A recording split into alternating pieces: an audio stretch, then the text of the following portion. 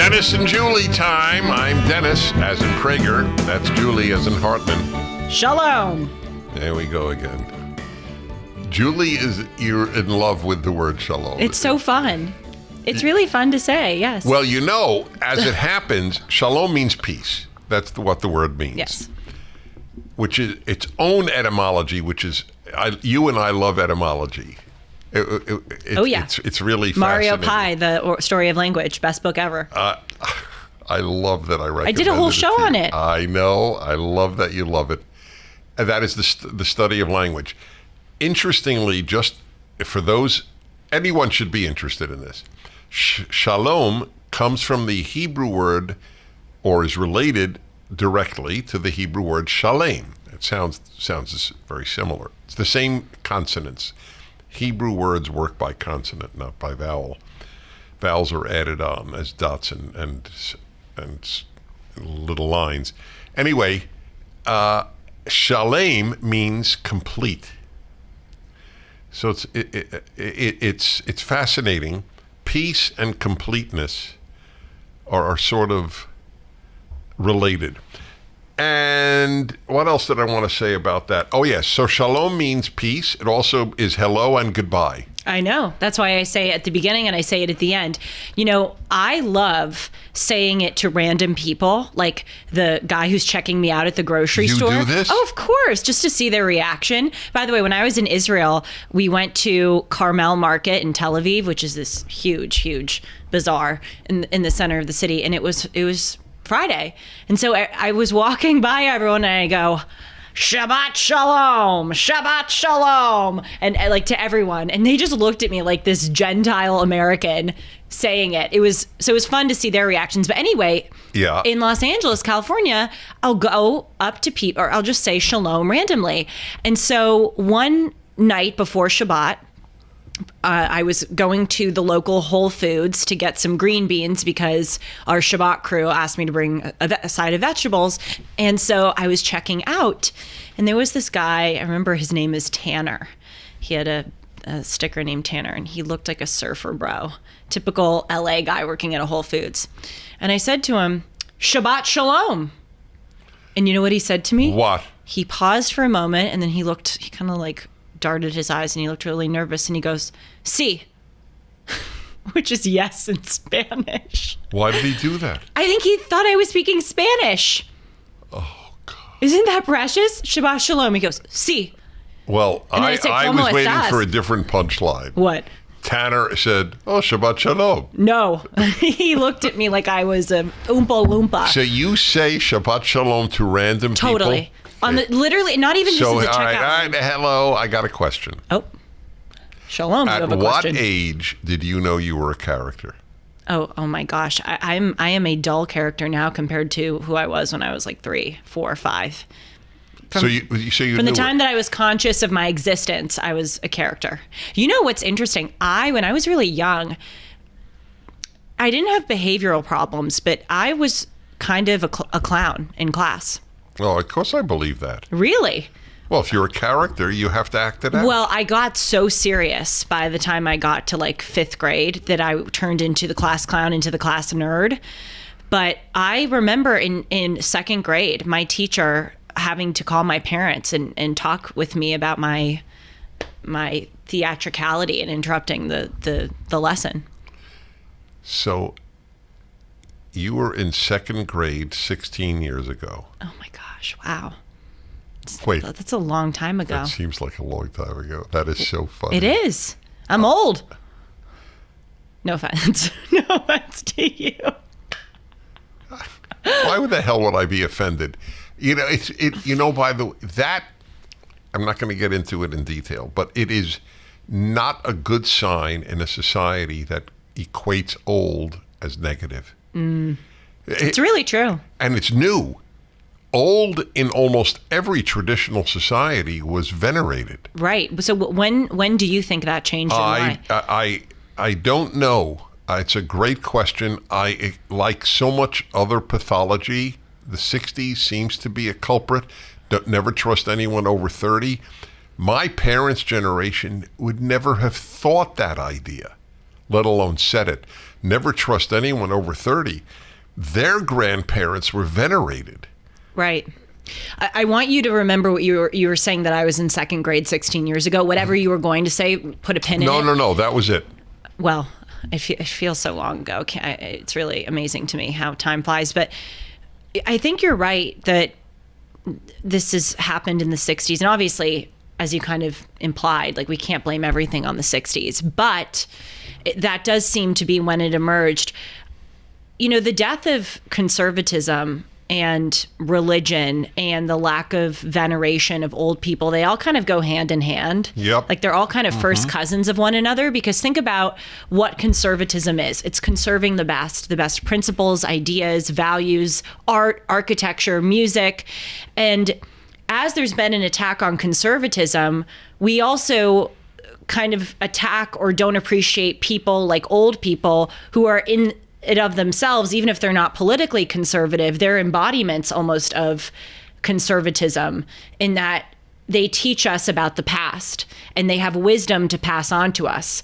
As we reject that as a whole on society, it makes sense that we reject it on a micro level too. Oh, look, obviously I think they're related. That's why I mentioned the 60s. Right. When I think about it, though, I'm trying to think how I regarded my grandparents. And I have no sense of thinking, "Whoa, they're old. They're not winners," or whatever it is that people would associate with the word old. And I'm not. I said this when I was 30. I mean, I'm not saying this because I'm old now, but it's so funny. I don't even. It doesn't bother me to say I'm old. So therefore, what? Mm-hmm. Am I less vibrant? Am I less bright? Am I less anything?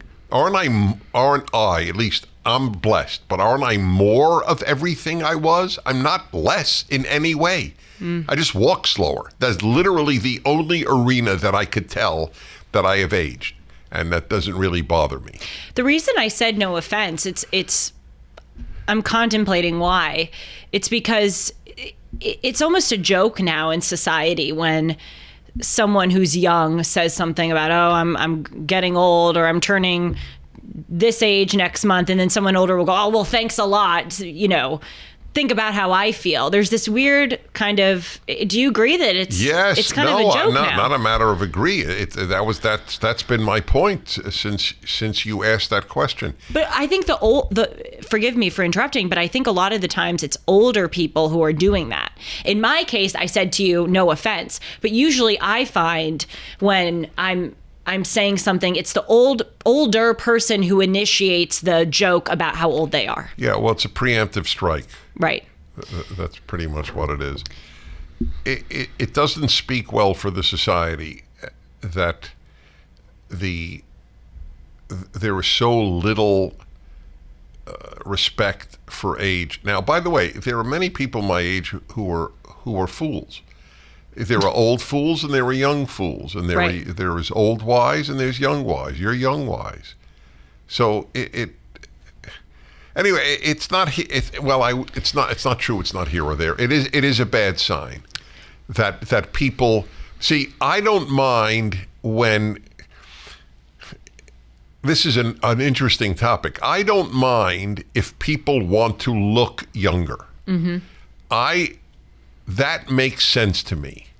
And it has always been that way, where obviously it was not available to most people. It was only available to the very wealthy, but they would get their oils and whatever they could do.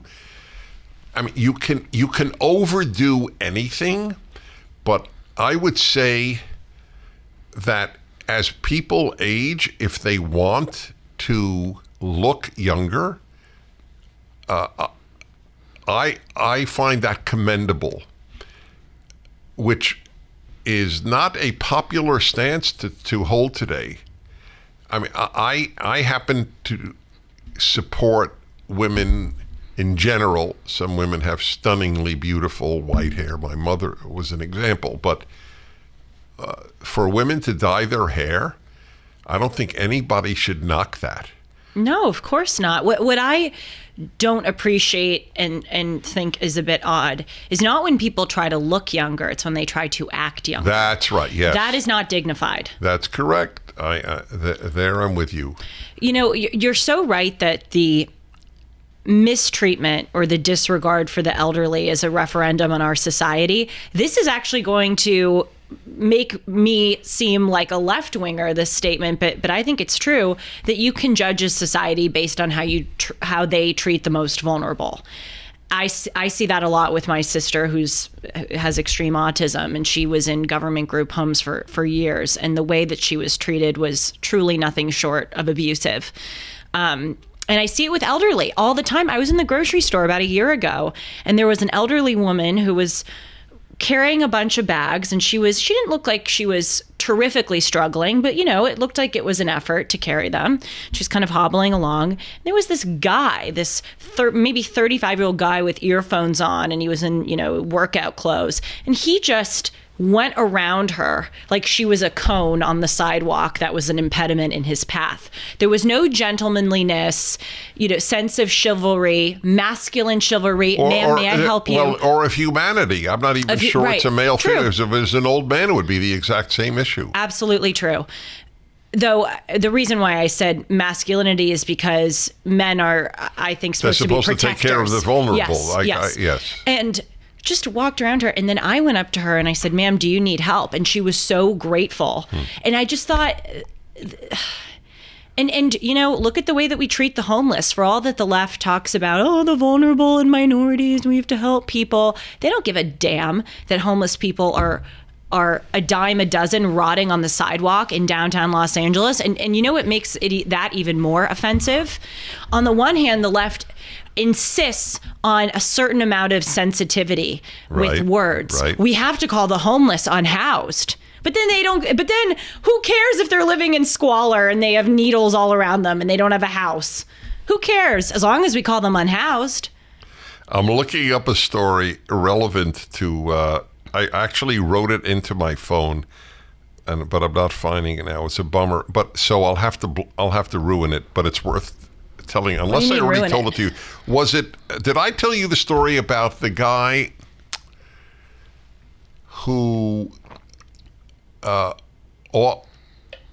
offered a woman to help her take down her bags from the rack on the airplane, and she said, you told me, did I tell it to you on yes. Dennis and Julie? Yes, the guy was called patriarchal or something. Well, so this woman, it's an older woman, but a vibrant older woman, told me the story at one of my speeches, that a guy who was younger than her and much taller than her, and said, "Would you be offended if I offered to take down your bag for you?" She said, "Why would I be offended?" He said, "Because the last woman I asked was offended." People... isn't that pathetic? Of course it is. People ask... I was in Oklahoma recently giving a speech, which was so fun. It was very interesting to be in Oklahoma City. I've never been. But a question that I get often in speeches is, how do we change the course of society, especially this woke rot that is really especially prevalent among young people? And sometimes I don't always know how to answer that question, because it's basically like, how do we save society as a whole? And it's like, well, that would take an act of Hercules to do. But an answer that I have come up with, and I really, really believe it, is that when you see... Now, first of all, when you see things that are wrong, you have an obligation to speak up. But we talk a lot about that, but we don't talk about the inverse. When you see things that are right, you have an obligation to speak up too, and reward that person for whatever they're doing that you see as a benefit to society. So I was on a plane yesterday, flying back from Oklahoma City, and there was a guy in front of me, and I couldn't open my water bottle, and so I tapped him on the shoulder, because these big muscles. "Sir, can you open it?" Of course, he did it immediately. And I said, "Thank you, sir." And very loudly on the plane, I said, "That's why we need men." Oh, God, Julie. What? That's great. I like doing stuff like that. I love you for it. Did anybody react? Some people turned and looked, but it was Yeah, a pretty... I'm telling you, people would be afraid to react. I know. So many people thought, wow. Oh, but it makes an impression, and it makes other people... Did he say anything? He smiled. But I think when you do that, it makes your viewpoint less stigmatized, and it'll be encouraging to people because they'll go, oh, that girl on the plane said that. That must be a more common belief than the mainstream media and social media would make me think that exists. I mean, oh gosh, I did another thing. I was walking through the, this is maybe where I'm a character. I was walking through the Oklahoma City airport, and I was talking with this person who was next to me. We were chatting, made a friend, and I don't even know if I should say this, but whatever. I'm already here. A group of Muslim women walked by in hijabs in the airport. And I turned to the guy next to me and I said, well, red state Oklahoma is so racist and xenophobic. Look at all these Muslim women. And I said it out loud, like audibly, so that people could hear me. And I like kind of saying irreverent. I don't even mean it to be irreverent. But things like that your are point just, is well taken. And again, I love you for destigmatize it. And I'll give a final example. There was a waitress recently, and I was out to dinner with a friend who has a lot of dietary restrictions and modifications. And usually waitresses roll their eyes at my friend. And this waitress was very professional, was going out of her way to help give my friend what she wanted. And I said to her, you are a true professional. Thank you so much for, going out of your way. And I could see how much it meant to the waitress. When you see merit, when you see professionalism, when you see a masculine men doing something masculine, reward them audibly, loudly, proudly. That's how I think we, in a small way, turn the tide. Do you know why? I know why. This is how well I think I know you. Do you know why you made that comment out loud? Oh, red state Oklahoma, big bigots against multicultural people and so on. And look at all the women in the hijabs. You know why you said it? And out loud? I know why, because we have a similar characteristic in this way. You said to me something a few weeks ago or a couple of months ago to the effect that everything is about truth. I have said on the air, and I know this sounds self-aggrandizing, and I don't care. If people think that's why I'm saying it, there's nothing I can do about it. It has nothing to do with self-aggrandizing. It has to do with the point I'm making. I have said on a number of occasions, and it sounds goofy even, it's weird. I've said on the air, I have an erotic attraction to truth. And that is my way of saying how deep my love of it is. And you have that. And so you saw something and you knew a lie was being told. Mm-hmm. The lie is this most conservative state, arguably the most conservative state in the Union, Oklahoma, and no one is giving anybody a hard time. No one even looking. Nobody's looking. It's a non-issue. That's exactly right. And there were, and I was so, well, first of all, I want to respond to your point. Yes, that's a very good analysis. And that's exactly. I thought you'd appreciate it. I do appreciate it. I know you were combating a lie. Yes. That's the reason you said that. Yes. And I also, I love the way you phrased it, an erotic attraction to the truth. I think I said this on Dennis and Julie, and perhaps this is the truth comment that you're referring to. The truth is good. That's right. That's I love the truth because because if you get down to the truth, that's why I'm unafraid of it. That's why I love it, because I think the more I figure things out, like for instance, when we talk about why black people are more incarcerated than white people, or incarcerated at higher rates than white people, I really want to figure out why that is. And I'm not afraid of it. Part of why I think the left immediately paints everything as white supremacy is because I actually think deep down they're a little bit afraid of the truth.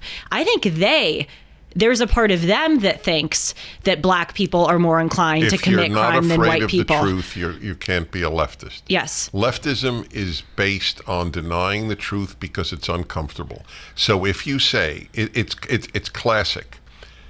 I could give example after example. If I say, which I do, and not many say this, including conservatives, a wildly disproportionate number of those who are robbing stores en masse now, these gang robberies, are black. And way beyond their percentage of the population. What is the left's reaction? The left does not ask, is what Prager said true? It is of no interest to them if it's true. It's Prager is a racist. Yes. Does it sound bad? Yes. Well, I agree with you. What I'm saying is a little different, and I'm interested to know if you agree or disagree. I think that there's a part of them that thinks that black people are more inherently likely or more inherently have a proclivity to commit crime than white people. I don't believe that. I know you don't believe that. But I think there's this weird, when they call us racist. The left has disdain for blacks. Yes. There's no doubt in my mind. When they call us. When you say, let's lower, when you say, as the Oregon Education Department, I know I'm interrupting, forgive me. When the Oregon but only because I want to illustrate your point. Go on. The Oregon Education Department has announced that the idea that there is one correct answer in math is white supremacist. So what are they saying? Only whites believe that there is a right answer in math. Blacks do not. Tell me that is not utter contempt for blacks. There must be something special about whites for them to be able to... And something inferior about blacks. Exactly. That's what I think there's this weird, actually kind of latent racism among not all, but many leftists. And I think that's why they project so much onto us that we're somehow the racists. I'm not afraid at looking at a problem that's uncomfortable, because I know if I really study it in an objective way, I will get to the truth, and the truth is good. I know the truth is not a eugenicist truth. I know that black people don't have a more, inherent genetic, whatever, intrinsic likelihood to commit crime. I know it has to do with culture. I know it has to do with the left and the Democratic Party's manipulation of black people. I know it, has to do with fatherlessness, with out of wedlock births. I'm not afraid of that truth, because I know that truth is good. And I know that truth, as I said, doesn't pit or make some races more, inferior or superior to others. If you go to the truth about men and women are equal. I'm not afraid of, acknowledging, for instance, that men might be better at some things than women. I think the left is afraid to acknowledge that, because I think they fear, or there's a part of them that thinks that that's true. Let me back up. There's a part of them that thinks men are superior. Yes, that's what I meant to say. Yeah, just like a part of them that thinks that whites are superior. Yes. Your point is entirely well taken. Yes, there's a part of them that thinks that men are superior to women, so that's why they're so afraid to even say that men are better at some things. I know that's not true, because I love the truth. The truth is created by God. God is good. The truth is good. Beautiful. Well, I don't know how beautiful that was. I kind of stumbled through that, but you get the point. That's Julie working on Julie. It's a classic moment. It was beautiful. The ability to acknowledge this, I'll give an example to prove my point, that when I point out a wildly disproportionate, not just disproportionate, number of those committing these crimes today, of invading stores en masse, are black. A wildly disproportionate percentage is black, correcting my grammar, is in my Bible commentary, which, I don't know if it's in Deuteronomy or Numbers, which is yet to come out, but there's a footnote, a very long footnote, about the whole issue of the taking pride in your own group, raised by, of course, a verse in the Bible. I always do it based on something in the Bible. And I note that a disproportionate number of those who gave Stalin the secrets to the atom bomb were Jews. Am I anti-Semitic? So the question is only, is it true? I'm not happy about it. I'm not happy about the issue with blacks and invading stores. But you can't solve a problem. You can't do any good. Back to your good and truth. You can't do good based on lies. Yes. So my question is like yours. Well, why? Since blacks are not born with this proclivity, Jews are not born with the proclivity to give tyrants secrets to atom bombs. Why did it happen? Right.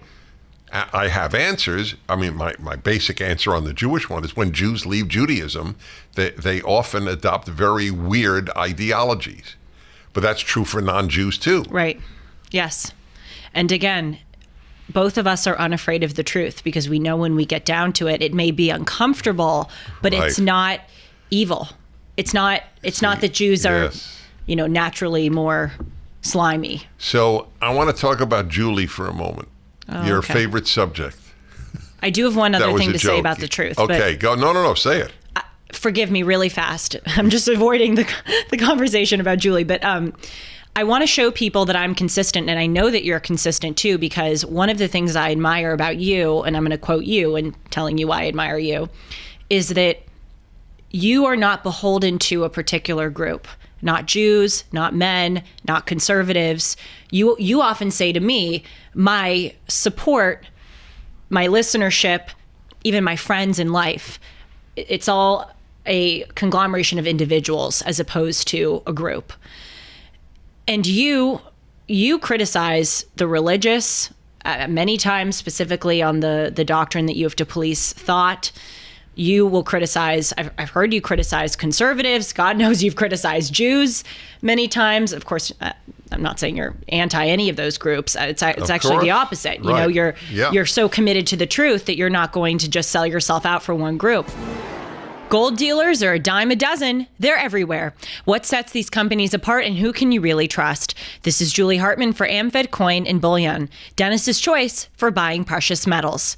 When you buy precious metals, it's imperative that you buy from a trustworthy and transparent dealer that protects your best interests. So many companies use gimmicks to take advantage of inexperienced gold and silver buyers.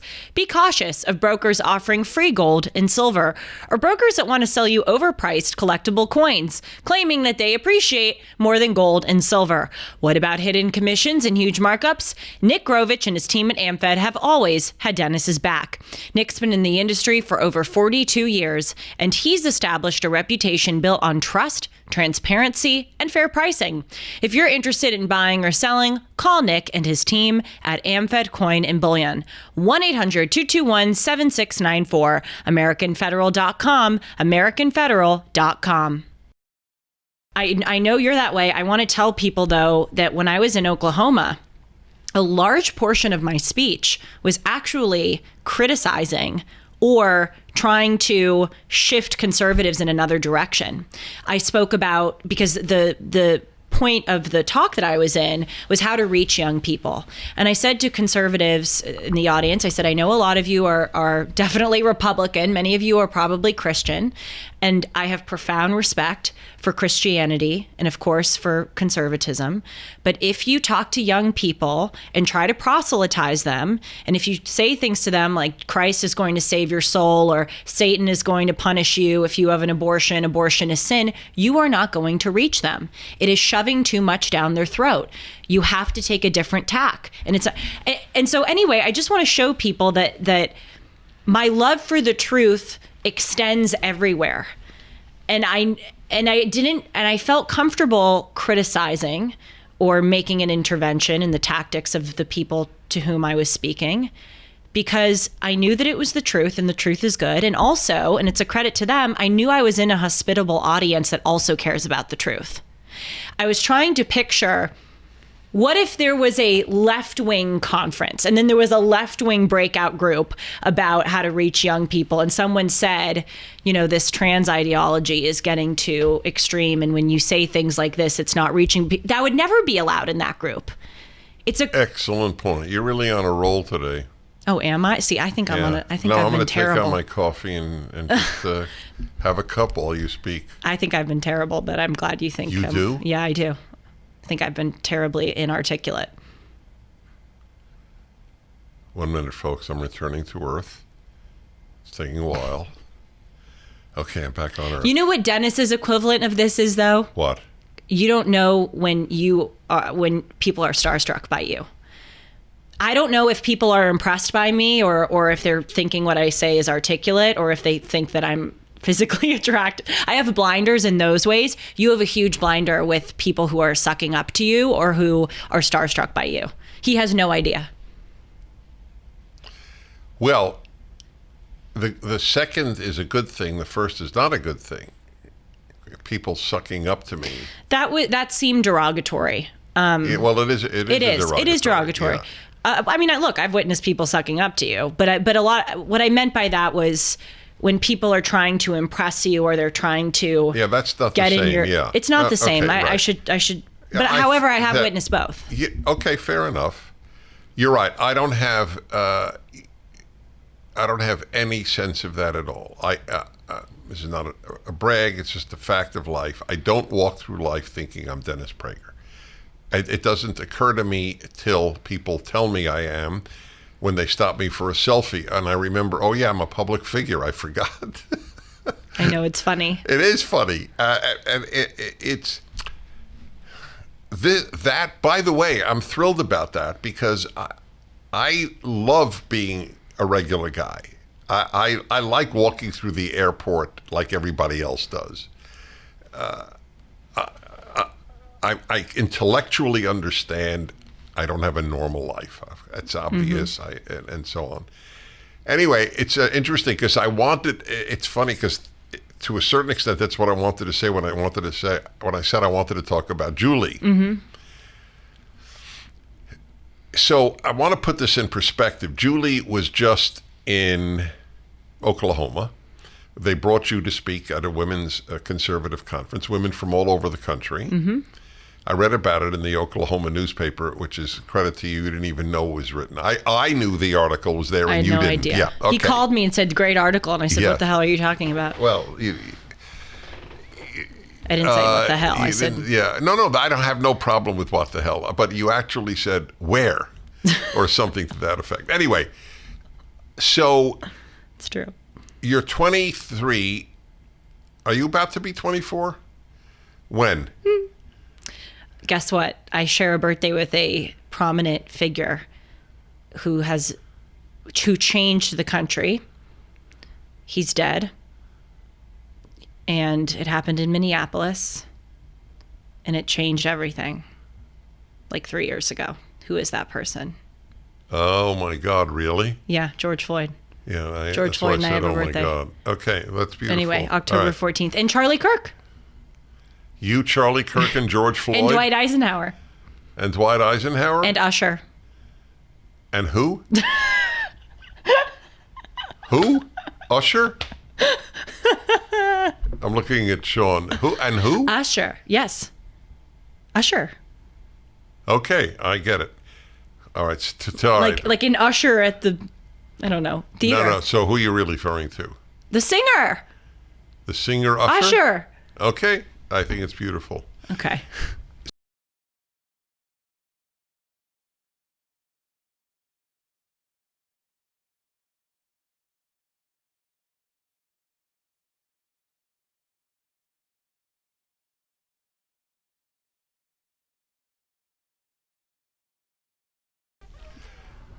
Oh. Did I make you choke? Yes, you did. Okay. Right, we can keep that in. So, attempt number 4. You're 23. Yes. And you were invited to speak in Oklahoma. Yep. So, on a scale of 1 to 10, how exciting is that? Oh, it's a 9 or a 10. Correct. Yeah. Right. So, Mostly because I met Riley Gaines. we'll talk about that in a moment because I'm a big fan of hers. I'm only hesitating because I know that we've made reference to this much more in the beginning, but I'll live with the consequences. That our lives are so intertwined, obviously, but also they have followed such a similar pattern. So I was 21 when I began lecturing. You're 23 or 22. You lectured at the graduation, so you're 21,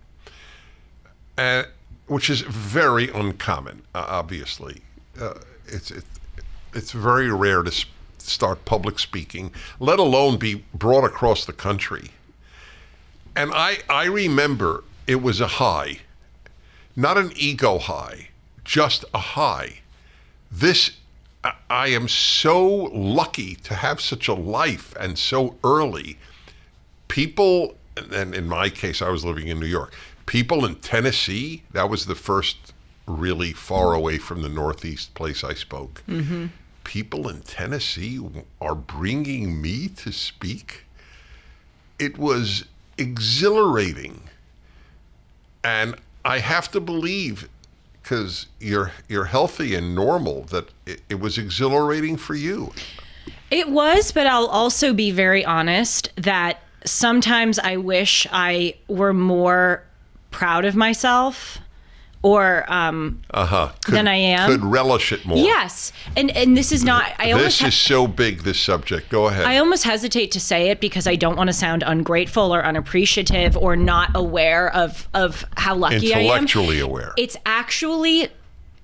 And again, I'm aware of how this may come across as I'm just such a good person.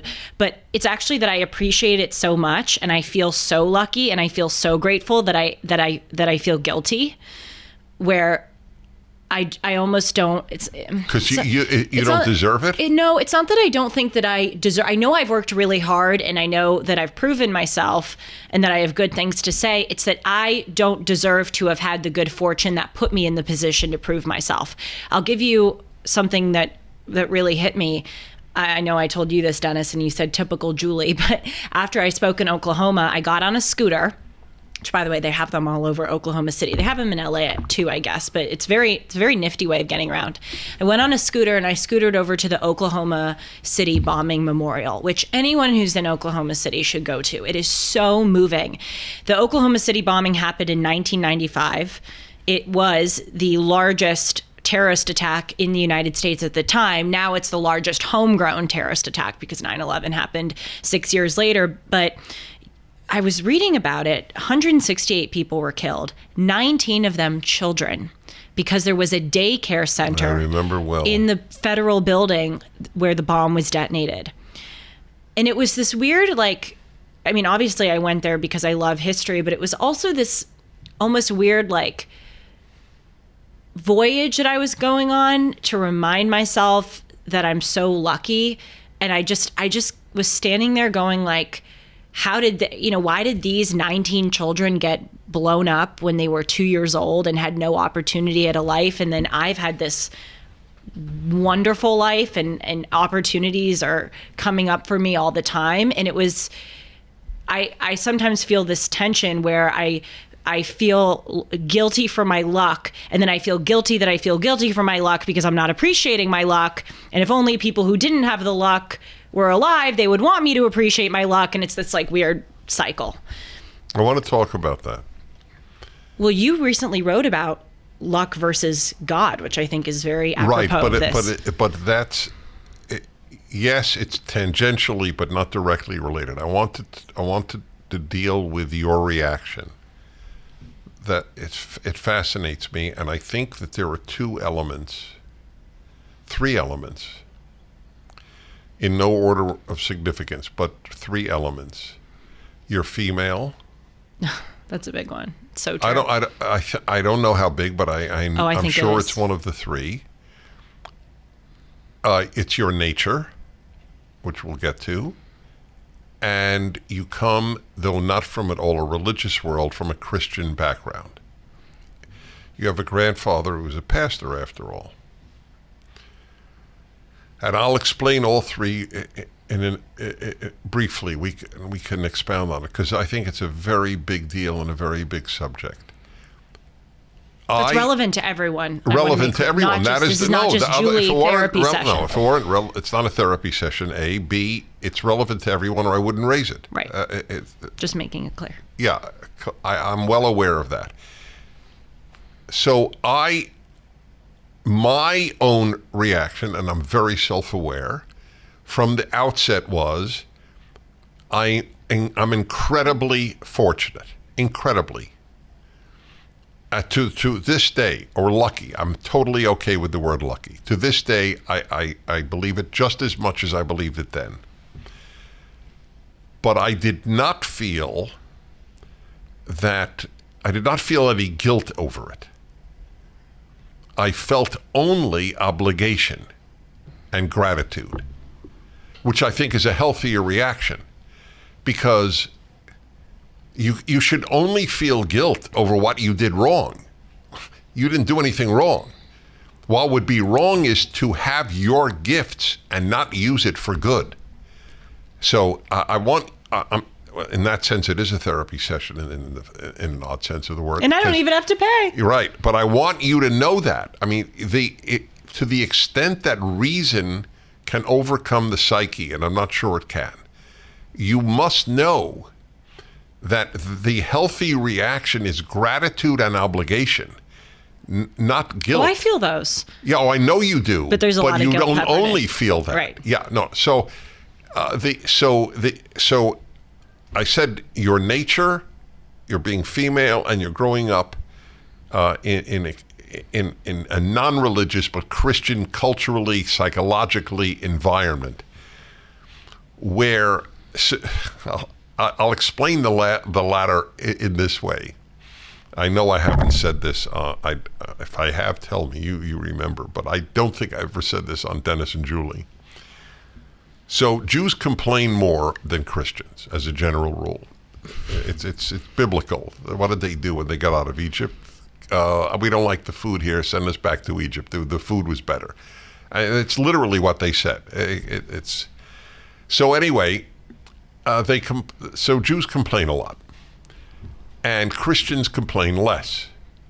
Not Gentiles. Gentiles don't complain less. Christians complain less. It's an important distinction.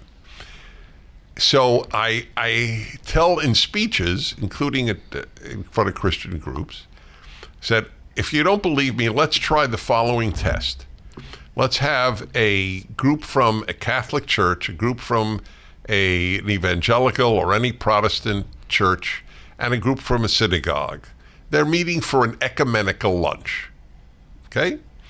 And I arrange with the kitchen of the hotel to serve overripe cantaloupe as the appetizer.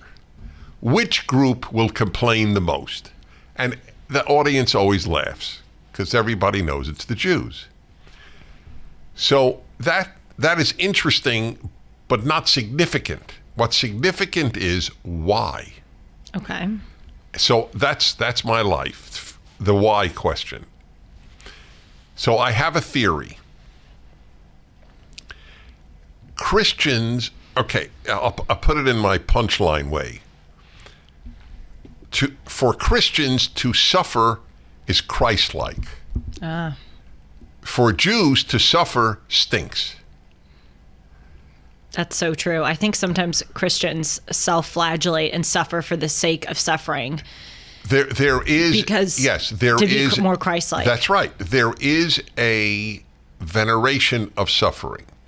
The hair shirt in medieval Catholic life, for example. You know, something I do, which is very culturally Christian, and I'm so interested because I know we have a lot of Christians who listen to hear if they have this too. Not this exact example, but just the general feeling of needing to suffer to achieve something or to exonerate yourself of something. Or I constantly tell my parents, don't die. Like constantly. Whenever we are on the phone and before I hang up, I go, love you, don't die. When I leave the house, love you, don't die. Sometimes I'll just text them out of nowhere, don't die. When I was at the Oklahoma City bombing memorial, I called them and I said, I love you so much, don't die.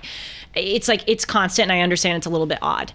It's gotten better over the years, but I do it a lot. And one time, I really tried to consider, why do I do this? Because it's weird, and you know, it doesn't prevent the fact that if, God forbid, they walk outside and get hit by a bus, my saying don't die isn't gonna make the bus swerve and miss them. But I actually think it's that I sort of have this Christian sense, like the more that I worry, it's almost like putting money in the bank account, like insurance.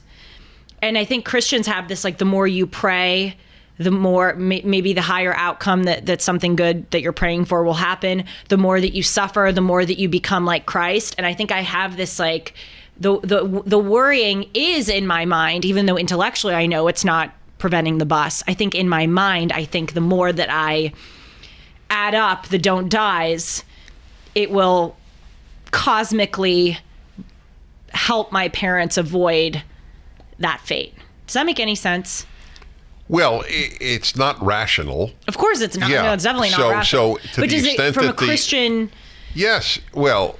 suffer, penance, it's like the first cousin of suffering and penance and confession, and it's like, let it all come out and obsess about things to almost be exonerated of them. Say don't die, worry about your parents so that they won't die. Okay, I hear you. You hear me. It's not registering. It doesn't register. That's I know true. it doesn't register yes. rationally, but does it register as someone who observes Christians and Christian behavior well, and pathology? it's interesting that you think it's related to the I think it suffering is holy. Yes. Yeah.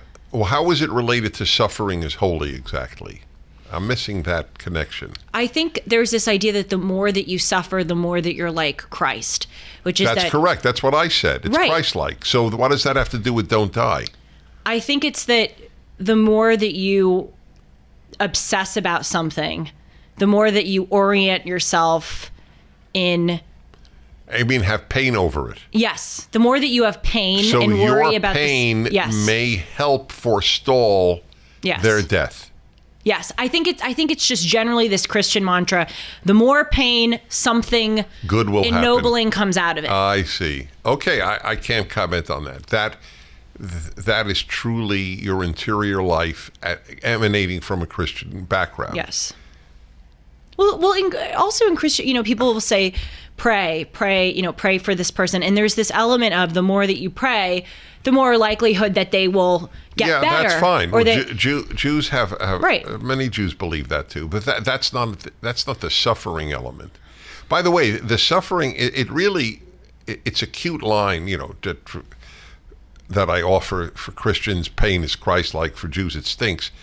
But it is actually very serious. Yeah. It is one of the reasons Jews disproportionately, as long as we have recorded history, became doctors. The greatest Jewish philosopher who ever lived, Maimonides, was a medical doctor. Yeah. I mean, I don't know what the hell he knew in the 11th century or 12th Right. century, but he was, in fact, he was the doctor to the Muslim, I think Sultan it was, in I believe, Egypt. So this Muslim is not a fan of Jews, but he wanted a Jewish doctor. Not much has changed. That's funny. But back to your issue of how you translate this spectacular life you're living, and that it's your ability to get pure joy out of it is compromised. Yes, I don't want people to think that I walk around with a cloud over my head. No, you don't. No, I don't think people that's not- people are not dense. Well, our listeners are not dense. Less, yeah. Many people are. But no, I think first of all, I think a lot of people relate to you precisely for those three reasons: the Christian background, the female. Huge. See, so the female, I didn't explain the female part, why I think that. So I've thought all this stuff through. I may be wrong, but I have thought it all through. So, much of it through, not all. But boys complement themselves on a ratio of 1,000 to 1 more than girls compliment themselves. So it shows it's not societal because it starts so early. Boys, and I probably have said this to you, but I don't think, again, on Dennis and Julie, So when a boy hits is in a baseball game and he hits a double, triple, or home run, he will say to the other guys, "Did you see that hit? Did you see that?" And no guy thinks that's bizarre that he is making reference to how great he thinks his hit was. Girls would never. Never. It is inconceivable. If a girl did that, I would be sure she was a trans. She was a trans. Yes, that deep down, she was still on a male brain. But that girls don't do that. That's so funny. And if a girl did do that, the other girls would resent her. You say it's not societal. Oh, why God or nature made men the way they did, and men are outer accomplishment oriented. Did you see the tiger I just killed? I really do. I believe it in effect comes from that. What are women going to say on any daily basis? Did you see how well clothed the kids were today? I mean, most women until modern life did take care of the home. Right. So, given men's task, conquering the world, it probably was a good thing for men to be proud of their outer achievements. And women would want a man who was like that. Yeah, we're attracted to those kinds of men. Yes. Also, women are more ruled by emotion. And emotion can be bad at times, and emotion can be good at times. Like, women are very empathetic. I think that sometimes, at least in my case, empathy goes too far. Right, that's right. That's very interesting. I think, and again, I hate saying this because it sounds like I'm just so empathetic, but I honestly think I am. We're not taking it that way. Okay, I understand why you would worry. If people want to take it that way, there are 1,000 other podcasts they can enjoy. No, like a million. Right. Well, part of the issue in society now is what Teresa Mull, who's this great author who I interviewed on my show, calls toxic empathy, where women, especially in this whole trans thing, go, "Oh my gosh, we have to be so empathetic to people who are having gender dysphoria that we have to bring them into bathrooms and bring them into right. So you end up over empathizing and thereby under empathizing. Exactly. Now the girls like Riley Gaines stuck with this guy showing off his genitalia in the women's locker room at the University of Pennsylvania or wherever their meet was. Right. Those women get no empathy. Well, exactly. The trans one, the man who says he's a woman, gets all their empathy. There is a point at which mercy becomes unmerciful, compassion becomes cruelty, empathy becomes unempathetic, becomes the exact opposite of the virtue that you're trying to achieve. So good. So now we've come to the third. So we've dealt with the Christian background, you're being a female, and the third is it's your nature. And that is individual. That is not universal. It's not human nature. That's universal. Julie's nature is look, the proof. Where did you go on your one day in Oklahoma City? Like my 1 hour. Your 1 hour that was free. You rent a scooter and go to the memorial to people who were blown up before you were born. Most people don't do that, Julie. That's Julie. That's not human nature. That's Julie's nature. Other people have that too, but you have that.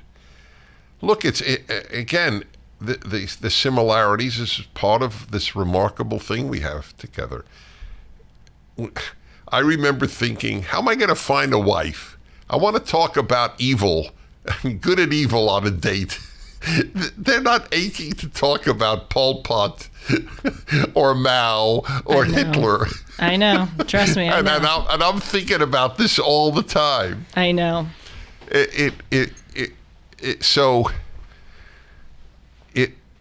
Those are the three reasons. It's a very powerful thing. So all I could say to you is, to the extent possible, and I don't know what extent it's possible. I don't know.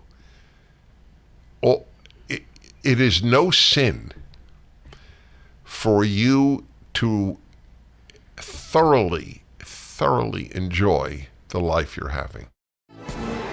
Mike Lindell has a passion to help you get the best sleep of your life. He didn't stop at the pillow. He also created the Giza Dream bed sheets. These sheets look and feel great, which means an even better night's sleep, which is crucial for our overall health. Mike found the world's best cotton called Giza. It's ultra soft and breathable, but extremely durable. Mike's latest deal is the sale of the year. For a limited time, you'll get 50% off of the Giza Dream sheets, marking prices down as low as $29.98, depending on the size. Go to mypillow.com and click on the radio podcast square and use the promo code Hartman. There you'll find not only this great offer, but also deep discounts on all MyPillow products, including the MyPillow 2.0 mattress topper, MyPillow kitchen towel sets, and so much more. Call 1-800-566-6745 or go to mypillow.com and use the promo code Hartman. Well, thank you. And I agree. And it's something I'm working on. I do enjoy it very much, but I'm working on the times where, I go into I said it's no sin. I chose my words carefully. I know you did. Which is ironic because I was telling the group that don't use the word sin with, I was sort of criticizing some religious commentary or. Well, but this is the opposite. They're saying X is sin. I'm saying X is not a sin. I know, but I'm saying I need to reevaluate my own self-talk. That's right. Yes. So may I tell you two funny things that happened, or not, one of them is funny, one of them isn't, that happened this weekend in Oklahoma. Do I have permission to steer the conversation in that direction? We'll take a vote. I say yes. It's up to Sean now. It's what do you say, Sean? Thumbs down? Okay, let's talk about Pol Pot. Zach said thumbs down. Yes, let's talk. That's I'm actually I want to do a show on Pol Pot soon. Please do. First, I met Riley Gaines, who's so sweet. I always say this, but I just want to make it so clear. I have been so lucky to meet many prominent conservative public figures. I have not met one mean, bigoted, racist, homophobic, sexist, patriarchal, anything. Everyone is so nice. I actually feel bad because I said her name in the lobby and then people ran over to her, descended on her like, I don't know, bees descending on honey. Right. She was so nice. I talked to her about how I'm a swimmer. She agreed to come on Timeless. And I said to her that I work with you and that you said the Leah Thomas Institute on the air. She said it was one of the funniest moments of her year.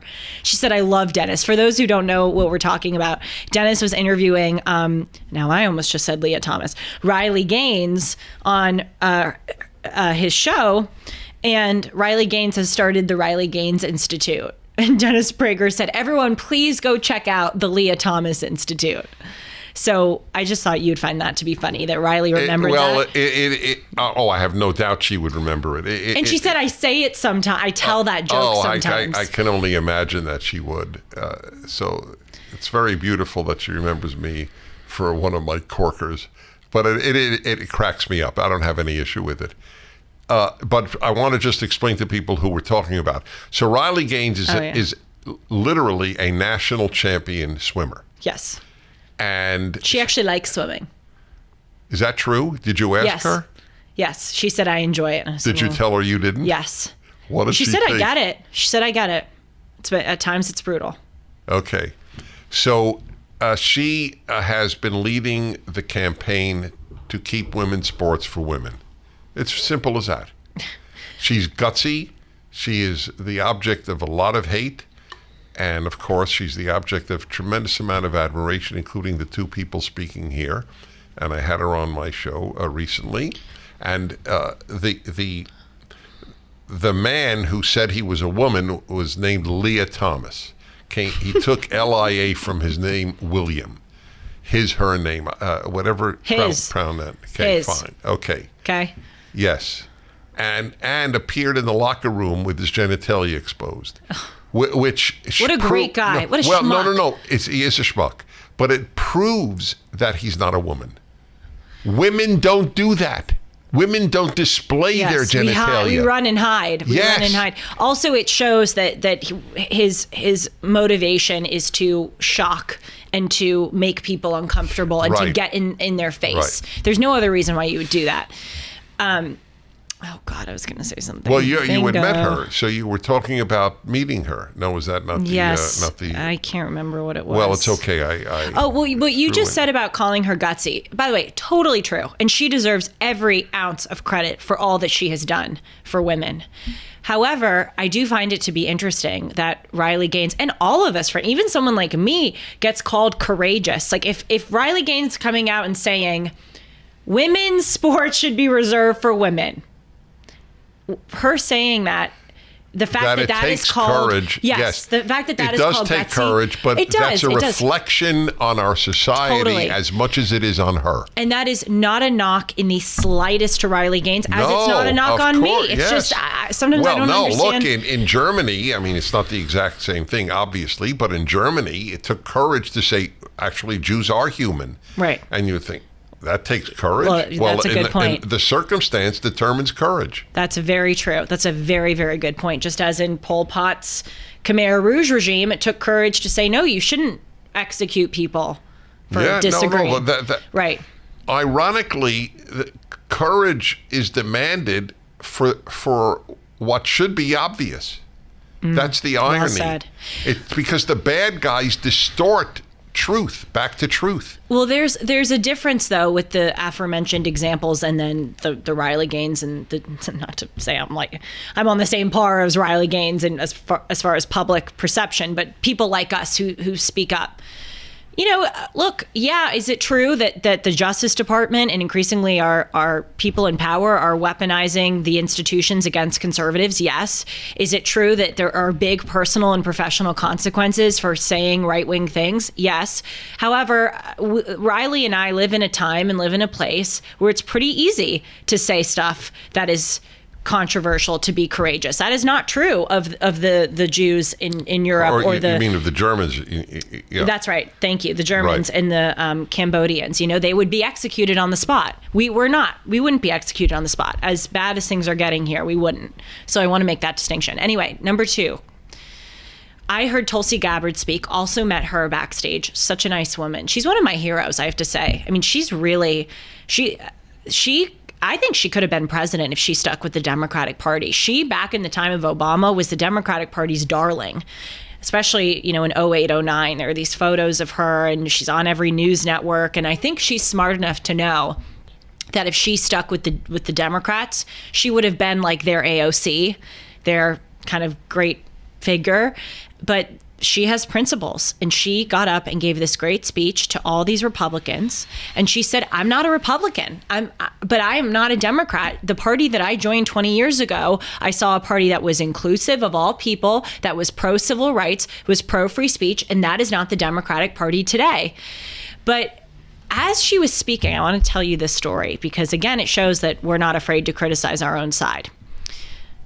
During her speech, there was a woman in the audience who yelled out, "Tulsi Gabbard is not a Republican." And she wasn't near enough to me for me to respond, but afterwards, when I gave my speech, I quoted that to a room full of Republican women. And I said, I was very disappointed to hear that woman shout that out about Tulsi Gabbard. You said that? I did. I said that was hugely disappointing. That is not who we are. We should not be the left and cancel people who are not exactly like us. That is not what we should stand for. And I said, by the way, folks, I actually think Tulsi Gabbard is more useful to the United States and to the rancid cultural moment that we're in because she is criticizing the Democratic Party, not as a conservative, but as a liberal. I think RFK Jr. is more useful to the United States because he's criticizing this moment as a liberal and not as a conservative. And I said in my speech, the historical example that I give is what Martin Luther did in the 16th century. Martin Luther lived in the time where the medieval Catholic Church was just as powerful and corrupt as the modern day Democratic Party. And Martin Luther in 1517 raised his hand and said, as a Catholic, I am a Catholic, I despise what the Catholic Church has become, the corruption, the abuse of power, the indulgences. This is not who we are. Now, of course, Martin Luther ended up being the father of Protestantism and Lutheranism, breaking off from the Catholic Church, but he didn't intend for that. He was so effective and powerful, and the reason we know his name is because he wasn't wagging the finger at the Catholic Church as an outsider. He was someone on the inside saying, no, no, no, this is not who we are. So for the life of me, I can't understand why there are some conservatives say, oh, I would never vote for RFK Jr. because he's not a Republican. Tulsi Gabbard isn't a Republican. Who gives a damn? Who gives a damn? They are pro our values, not on everything, but on the important things. And if we're talking about efficacy and usefulness, they're better not on our side, actually. So I have never told this publicly. It shows I tell people stuff is brought out of me, and I'm very open. Mm-hmm. I really am. On my show and in speeches, but I've never told this one out of deference to the individual, but I won't say who he is. I just say he's one of the most prominent Christians in America. We'll put it at that. We had been talking for quite some time on a plane, and we're talking, but mostly theology things. And then he looks at me and he says, you know, Dennis, I would love you to come to Christ. But the truth is, you're far more useful to us as a Jew. Which is exactly what you were saying there. And by the way, that is true, because I defend Christians so much. You do. That because I'm a Jew, it gives it far more credibility. It's unfair. Defense should be a defense. It doesn't matter who makes it, but it is a fact. Yep. This is not exactly the same, but it's related. I hope this will come to fruition, but I have invited someone on my show, Timeless, who is anti-surrogacy, who thinks surrogacy is evil and that it's exploitative of women and that it disrupts the idea of a nuclear family and a woman conceiving and bearing a child. And for those who don't know, I was born from a surrogate. And I'm inviting her on my show. Does she know this? Yeah, I wrote her an email, and she hasn't agreed yet. She's asked me some questions about, how long, so if she doesn't agree, it's fine. I'll find someone else. But it's really important to me to have someone on my show who's anti-surrogacy, A, to hear their thoughts, and B, I want to show the left, again, this is not exactly related to what you were saying, but it's kind of in this general idea that people who are outsiders or people who are not exactly like you and may even be opposed to you can still be useful, interesting, important, valuable, worth listening to. It's really important to me to have someone on my show who's anti-surrogacy because I want to show the left I can have a discussion, a civil discussion with someone and even appreciate their viewpoints, even when it's someone who is against the thing that brought me into this world. Because you know how the left goes like, oh my God, they're anti the existence of women. They're anti the existence of trans people, which is such a crock of BS. Because what does that mean to be against the existence of someone? This person who I'd be inviting on my show is arguably closer to being anti the existence of someone like a surrogacy baby than we are. What is her argument? I haven't listened truthfully to a lot of what she has said. I want to actually save it to hear on the show and have spontaneous reactions. But she says that it's exploitative because just almost like giving an organ, the government now will pay you to donate an organ in some states. They say that it's coercive, that some women wouldn't otherwise do it and they're putting their body through this transformation to get money. I don't know if I agree with that. I'm just telling you the argument. I barely understand it. Everybody who is paid to do anything. I know. I mean, I agree. Are athletes not paid to utilize their bodies in awkward ways? You know what it is to be a major league pitcher? It's almost definite. You will have elbow problems the rest of your life. Mm. Well, in football, it could be far worse. Oh, it's a concussion. Well, yeah. No, exactly. She also says... That's why we pay people, because they wouldn't otherwise do it. Right. She also says that it gets us further away from the ideal of a nuclear family where So we can ask her if she's against adoption. No, ask her. I will. If the issue is that you have to, one's mother in this case, has to be the physical source of that child's existence, right, then clearly adoption would be another example of something that undermines, quote unquote, the nuclear family. She also, I remember her saying in an interview that she believes that surrogacy can be weaponized against the biological parents. What does that mean? Where the surrogate mother can... At the last moment says, I Yeah. want to keep the baby? Yeah. Yes, so it's a risk. That's correct. Yeah. So look, the point is this. I want to show people that I want to invite someone who would...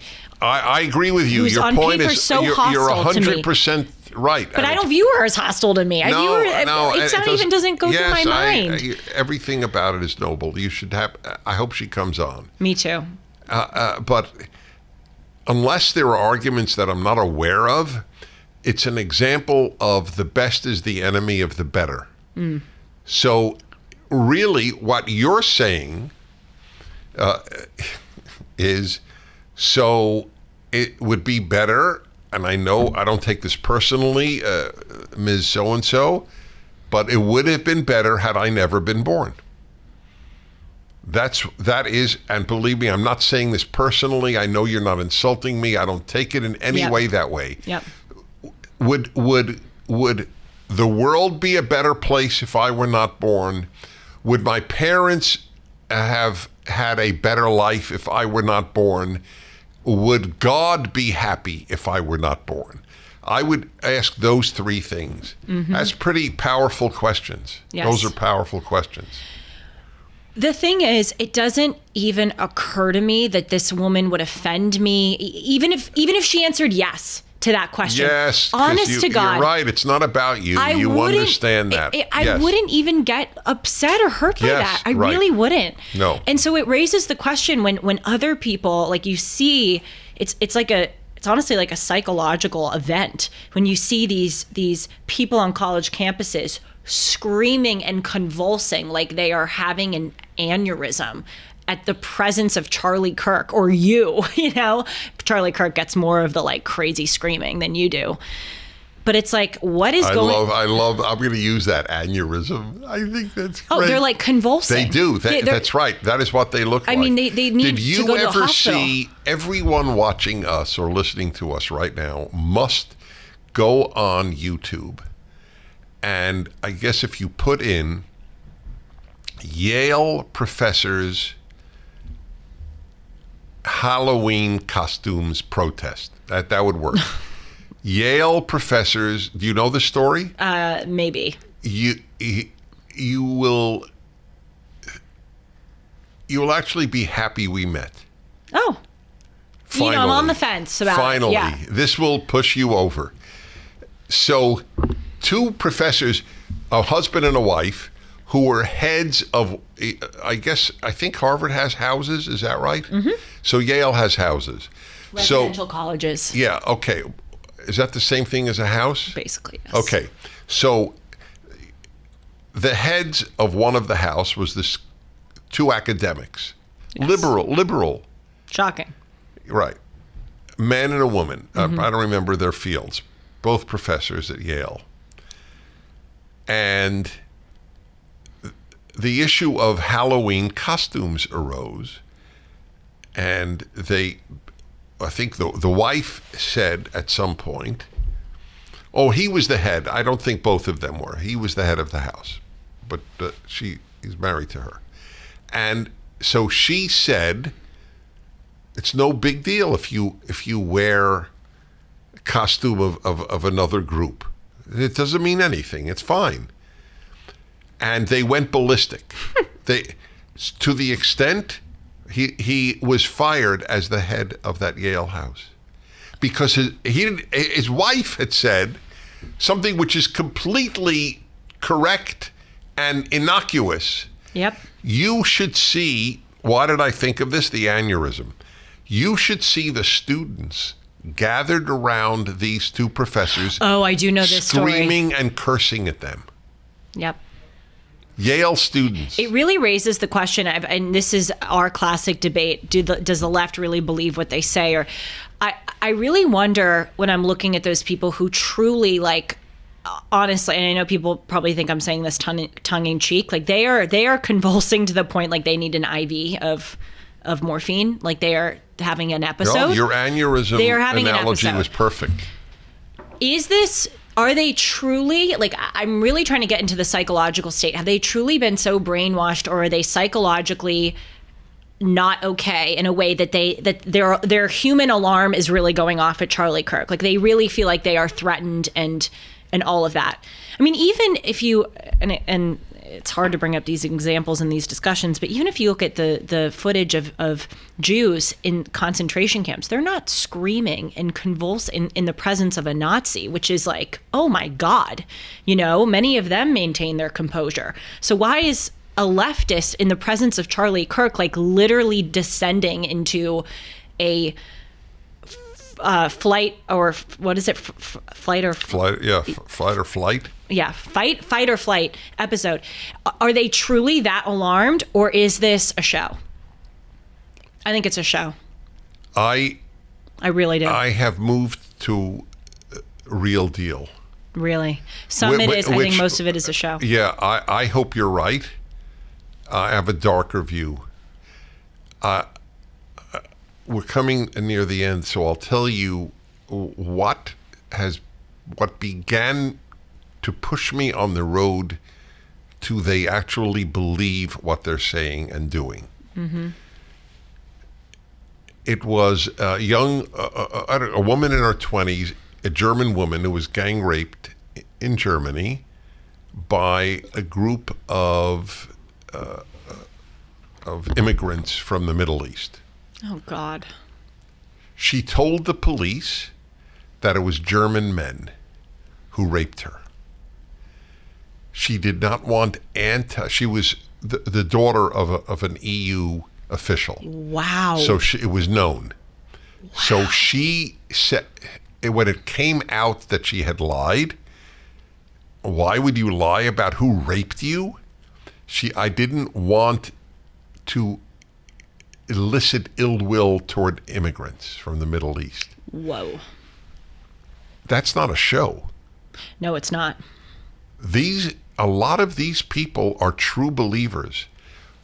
When I was greeted by a chorus of F you, using the word obviously, when I spoke for Moms for Liberty in Philadelphia a few months ago, they were convinced I was evil.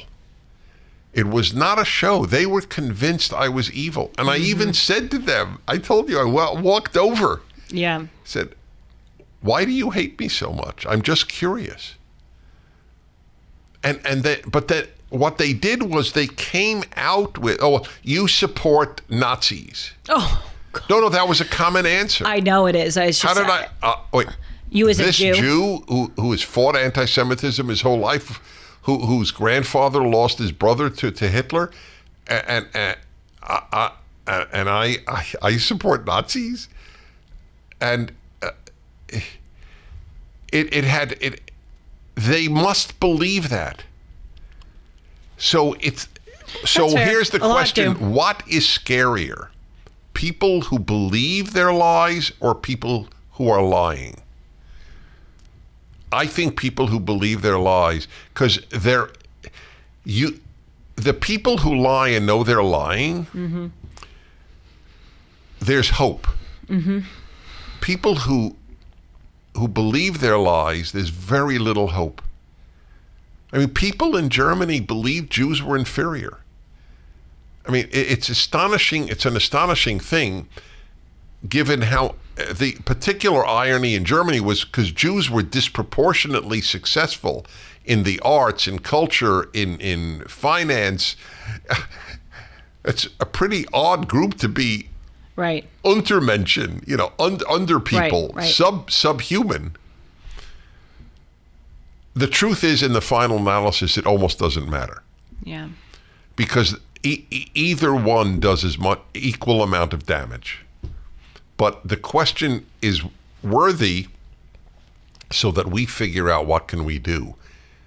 Because if you believe that, it's very tough. It's very tough because you've staked your life on a lie. It's not like the kid who says, he broke that expensive vase in the house. Not I, but he knows he's lying. You would want your child who did that to know that they're lying. If they convinced themselves they were telling the truth, that's psychopathological. When a leftist says men menstruate, we find it almost impossible to believe they believe it. You find it impossible. You think it's a show. I think there are some true believers. I think when I see people like screaming and having that kind of reaction, I think that's a bit of a show. I think they feel obligated to seem more offended than they are. That returns to one of your friend Dennis's favorite themes. How you act affects how you think. Yes. If you get hysterical enough, you'll start believing in your hysteria. Boy, is that true. Yes. There was, I'll end very fast, but there was a girl who, I'm trying to conceal a lot of details. Over the years, I did sports with, and she said that she was bullied on one of the sports teams. And she made up these absurdities about people holding scissors to her and feeling like she was going to die. And trust me, it was just not true. I admit I wasn't there to watch the alleged incident, but there was no way it was true. And she went on to leave the team and start her own anti-bullying organization. Remember last Dennis and Julie, I was talking about all these phony organizations that people do to get into college, and it got pretty big for her, this anti-bullying organization. And it was fascinating because all of us on the team would talk about her, and we all agreed that this never happened. And we would watch videos of her recounting the scissors incident, and we would go, she really believes that. This is, 3, 4, 5 years out, and she's speaking to promote her charity.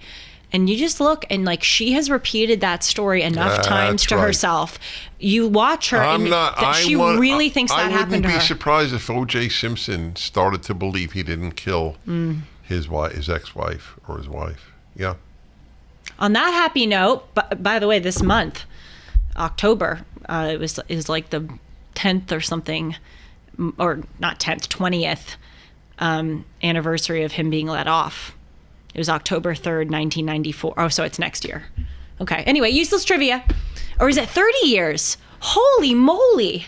Is 1994 to now 30 years? Remind me to tell you what happened that day. Oh. I have a very interesting story. Oh, that leaves me in suspense. Good. I may have to ask after we're off the air. You can reach me at julie@julie-hartman.com. I love hearing from you. I'm so sad that I can't respond individually to each of you, but if I don't, just forward it to me so that it's at the top of my inbox and I can see it. You can also follow me at Julie R. Hartman on Instagram and Twitter, and you can follow Dennis at the Dennis Prager. Dennis and Julie is every Monday on this channel, 1 o'clock Pacific, 4 o'clock Eastern. And of course, you can download it on Apple and Spotify. Take care, everyone. See you soon. Shalom.